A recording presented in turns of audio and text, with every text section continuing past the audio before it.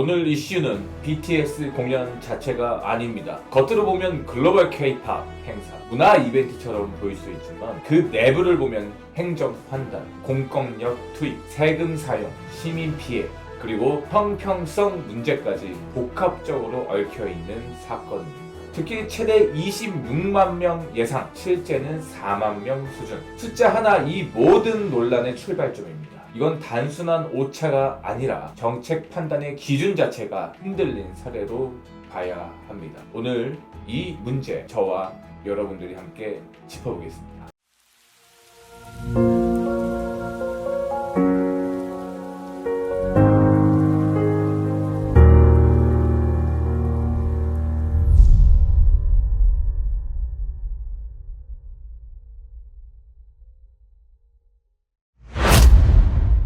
좋은 아침입니다. 오늘도 대한민국을 지키기 위해 사실을 전달하는 뉴스 FTN 이현빈입니다. 3월 21일 저녁 서울 광화문 광장에서 BTS 컴백 공연이 있었습니다.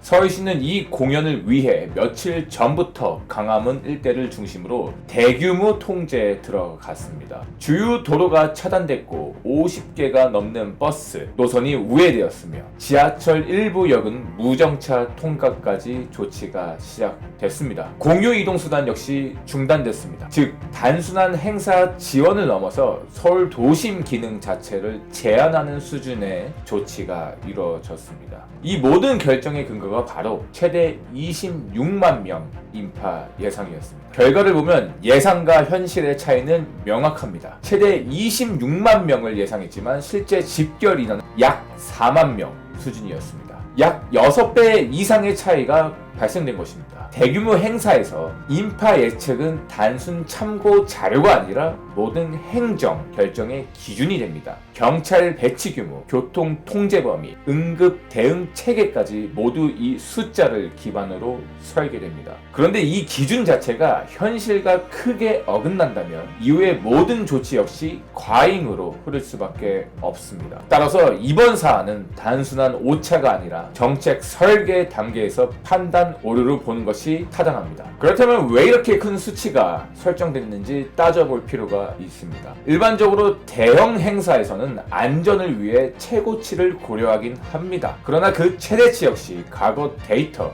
유사 사례, 공간 수요 능력 등을 기반으로 설정됩니다. 이번처럼 현실 대비 6배 수준의 차이가 발생됐다면 이는 단순한 보수적 접근이라기보다는 데이터 해석 오류 혹은 의사결정 과정의 문제로 볼 수 있습니다. 결과적으로 이 과장된 기준이 과잉 대응을 유발했고 이는 시민생활 전체에 영향을 미쳤습니다. 이번 통제의 영향은 단순한 교통 불편을 넘어섰습니다. 광화문은 서울의 핵심 업무 지구이자 관광 중심지입니다. 이 지역의 도로와 대중교통이 제한되면서 도시 전체의 흐름이 영향을 받습니다. 실제로 출퇴근 시간 지연, 이동 동선 변경, 물류 차질 등 다양한 문제가 발생했습니다. 특히 지하철 무정차 통과와 대규모 버스 우회는 시민들에게 실질적인 불편을 넘어 시간적, 경제적 손실로 초래했습니다. 이 정도 수준의 통제는 행사 지원이 아니라 도시 기능 제한으로 평가할 수 있습니다. 이러한 조치로 인해 가장 직접적인 피해를 본 것은 시민들입니다. 자영업자들은 유동인구 감소로 매출 타격을 입었고 직장인들은 출퇴근 시간이 늘어나며 생산성 손실을 겪었습니다. 거주민들 역시 차량 이동 제한과 소음, 인파 밀집으로 생활 불편도 겪었습니다. 특히 소상공인의 경우 하루 매출 감소가 곧 생계와 직결되기 때문에 이러한 행정 조치는 단순 불편이 아니라 경제적 피해로 이어집니다. 중요한 점은 이러한 피해가 사전에 충분히 고려됐는지에 대한 의문입니다. 이번 행사에는 약 1만 5천 명의 경찰, 소방, 공무원이 투입됐습니다. 이는 일반적인 공연 수준을 넘어 국가 단위 행사나 재난 등에 가까운 수준입니다. 물론 대규모 인파 안전을 위해 충분한 인력 배치는 필요합니다. 그러나 문제는 그 기준이 된 인파 예측이 가장되었으며 결과적으로 필요 이상으로 많은 공권력이 집중됐을 가능성이 높으며 이는 자원의 비효율적 배분이라는 문제로 이어집니다. 공권력은 무한한 지원이 아닙니다. 특히 지역의 대규모 인력을 집중시키려면 다른 지역의 대응 능력은 상대적으로 약화될 수밖에 없죠. 이번처럼 1만 5천 명이 한 지역에 투입됐다면 같은 시간 다른 지역에 발생될 수 있는 사건, 사고 대응에 영향을 줄 가능성도 배제할 수 없습니다. 이는 단순한 행사 문제가 아니라 도시 전체 안전관리 측면에서도 검토할 수밖에 없는 부분입니다. 이번 행사에 투입된 비용은 공식적으로 공개되지 않았습니다. 그러나 구조적으로 계산은 가능합니다. 공무원의 경찰, 소방, 인력의 평균 인건비를 보수적으로 계산하면 하루에 약 20만원에서 30만원 수준입니다. 이를 1만 5천 명에 적용하면 최소 30억에서 40억이 되는 수준이라 예상을 합니다. 여기에 교통통제, 시설 설치, 안전장비, 임시 열차 운영 등 추가 비용을 포함하면 전체 비용은 수십억에서 많게는 100억 이상까지 확대될 가능성이 있습니다. 이는 단순한 이벤트 비용이 아니라 공공 자원의 대규모 투입입니다. 이 공연은 민간 공연과 달리 공공 공간에서 진행됐고 행정 지원이 대규모로 투입됐습니다. 따라서 상당 부분이 공공 지원, 즉 세금 기반으로 운영됐을 가능성이 높습니다. 이 지점에서 핵심 질문이 발생합니다. 이 지출이 공익적이었는가? 라는 문제이죠. 문화행사라는 긍정적 측면이 있는 건 사실이지만 그로 인해 발생한 비용과 시민 피해까지 고려했을 때 과연 균형이 맞는지에 대한 논의가 필요합니다. 그리고 광화문은 단순한 광장이 아니라 집회의 표현의 자유가 이루어지는 상징적인 공간입니다. 그런데 이번 행사로 인해 해당 기간 동안 다른 집회나 시위는 사실상 불가능한 상태였습니다. 이는 단순한 상황 문제가 아니라 형평성 문제로 이어집니다. 특정 행사에는 대규모 공공 지원이 투입되면서 공간이 허용되고 다른 표현 활동을 제한한다면 그 기준은 무엇인지에 대한 질문이 불가피합니다. 공공 공간 운영에서는 가장 중요한 것은 일관성입니다. 어떤 행사는 허용되고 어떤 행사는 제한된다면 그 판단 기준은 명확해야 합니다. 그렇지 않으면 선택적 허용이라는 인식이 생길 수 있습니다.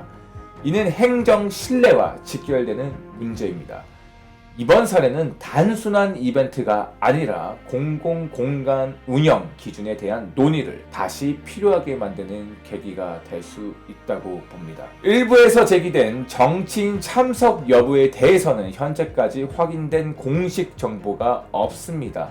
따라서 특정 인물의 참여 여부를 단정적으로 말하는 것은 적합하지 않지만 이러한 논란이 발생하는 이유는 명확합니다. 대형 이벤트와 사회적 이슈가 동시에 발생되는 경우 국민들은 자연스럽게 정책 우선순위에 대한 의문을 갖게 합니다. 이는 사실 여부와 별개로 신뢰와 연결되는 문제입니다. 현재 대전 공장에서 불이 나 현재 사망자가 일어나고 있습니다. 과연 정말로 혹시나 이재명 정부에서 그 누군가가 공연에 있었다면 우리는 책임을 따져 물어야 됩니다. 공연 이후 BTS 멤버들은 감사와 함께 죄송하다라는 말도 사용했습니다. 이는 단순한 의례적 표현일 수도 있지만 한편으로는 이번 행사로 인해 발생한 사회적 부담에 대한 인식을 반영한 것으로 해석될 수 있습니다. 즉 공연 자체는 성공적입니까? 26만 명 예상했는데 4만 명만 왔다는 것은 성공은 저는 아니라고 보지만 잘 마무리됐지만 그 과정에서 발생한 여러 논란을 의식했을 가능성도 있습니다. 이번 사안의 핵심은 특정 그룹이나 공연이 아닙니다. 문제는 구조입니다. 잘못된 인파 예측이 과잉 통제를 만들었고 과잉 통제가 공권력 집중을 낳았으며 그 결과 비용과 형평성 논란까지 이어졌습니다. 이 모든 것이 하나의 흐름으로 연결되어 있습니다. 행정은 의도가 아니라 결과로 평가받습니다. 이번 사례는 단순한 문화 행사가 아니라 행정 판단의 결과가 시민 생활에 어떻게 영향을 미치는지를 보여주는 사례라고 생각합니다. 4만 명 규모 행사에 26만 명 기준으로 도시를 통제하고 1만 5천 명의 인력을 투입하고 수십억 규모의 비용이 발생됐다면 그 판단은 반드시 검토되고 평가되며 책임자가 책임을 져야 합니다. 결국 판단은 여러분들의 몫입니다.